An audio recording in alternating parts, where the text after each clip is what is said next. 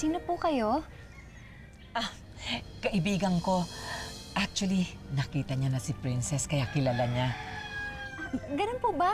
Alika ho, tuloy ho kayo. Ay, No, it's okay. Nagmamadali siya eh.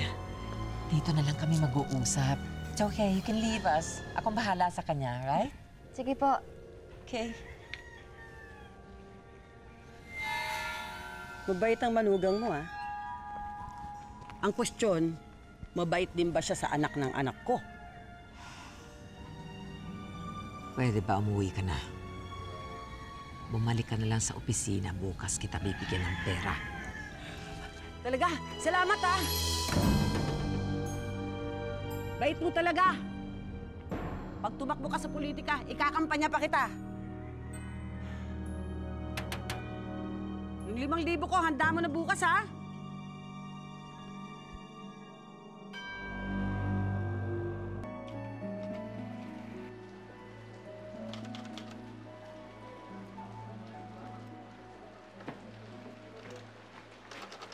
Sus Mariosep, anak.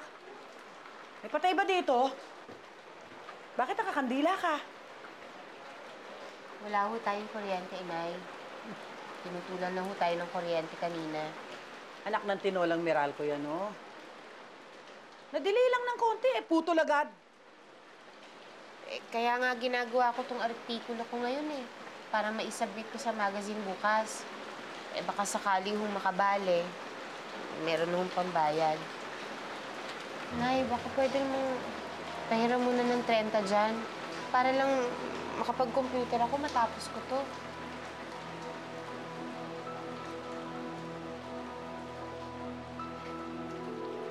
Wala rin namang mangyayari, sayang lang ang pera eh. Lagi ka namang nare-reject. Bakit di ka na lang kasi magpalit ng trabaho?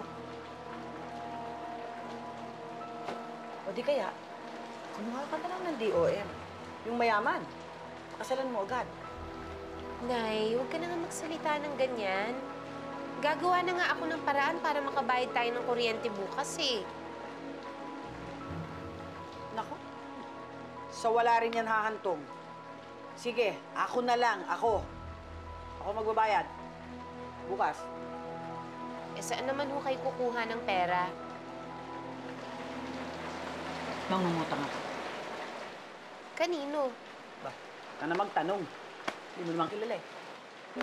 Ay, nako, ang hirap matulog nito, oo. May araw din niyang Meralcong yan.